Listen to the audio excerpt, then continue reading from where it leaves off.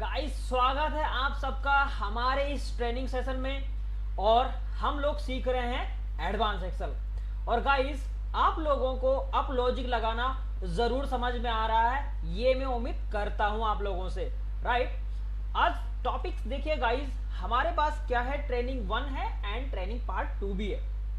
So guys आपको क्या करना है, सबसे पहले समझिए क्या क्या क्वेश्चंस आप लोगों को फेस करने होते हैं जब आप लोग काम कर रहे होते हैं या जब आप लोग गाइस इंटरव्यू देने जा रहे होते हैं। अब देखिए गाइस, यहाँ पे हमारे पास एक क्वेश्चन है, जनवरी मंथ की पूरी डेट मेंशन कर रखी है हमने यहाँ तक।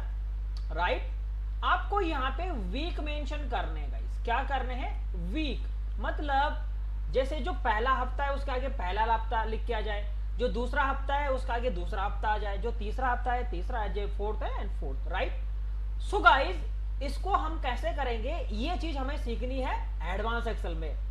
सो गाइज इसके लिए क्या करना है आपको, फर्स्ट ऑफ ऑल आप लिखिए इफ। पता है रिमार्क्स लिखने के लिए इफ यूज करेंगे।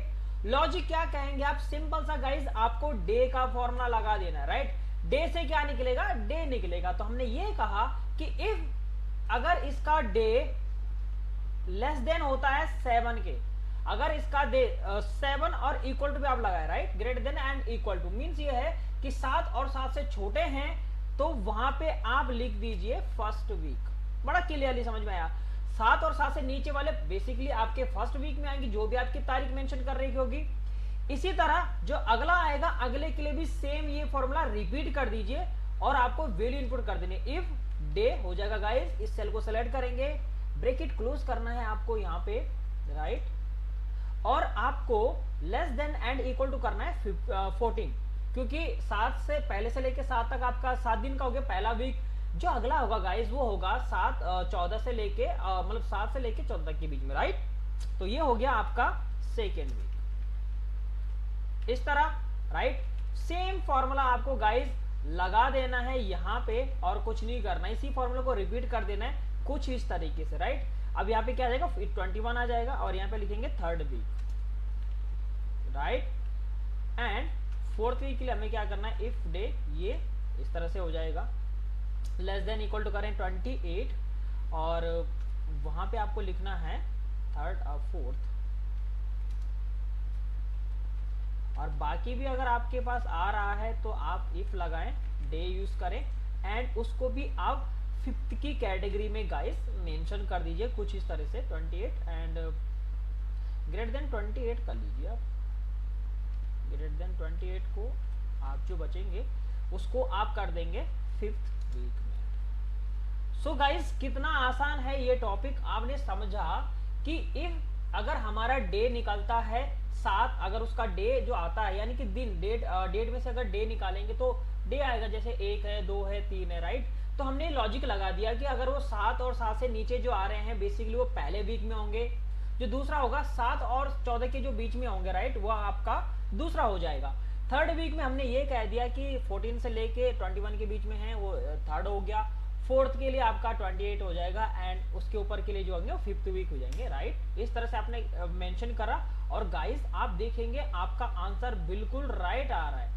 अब जरूरी नहीं है कि ये जो डेट है ये जनवरी पे काम करे, क्योंकि जो फॉर्मूला है हम लोग आपको बताते हैं डायनेमिक। राइट, अगर ये जो फॉर्मूला है अगर इसकी तारीख हम 12वें महीने कर देते हैं कोई दिक्कत नहीं है गाइज, आपका पूरा काम कर रहा है, क्योंकि हमें पता है।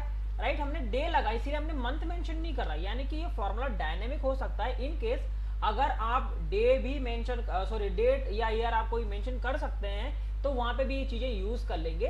तो ये भी टॉपिक है जो बहुत एक इंटरेस्टिंग है आप लोगों के लिए, और जिन लोगों को ये चीजें आती हैं उनके लिए भी बेस्ट है, जिनको नहीं भी आती उन लोगों के ऑल बेस्ट है। तो ये चीजें आप देखते रहिए। इसी तरह ट्रेनिंग पार्ट 2 में देखिए गाइस, हमारे पास नाम है क्लियरली मेंशन हो चुके हैं। नेहा है मिडिल नेम है, फिर लास्ट नेम है सबके।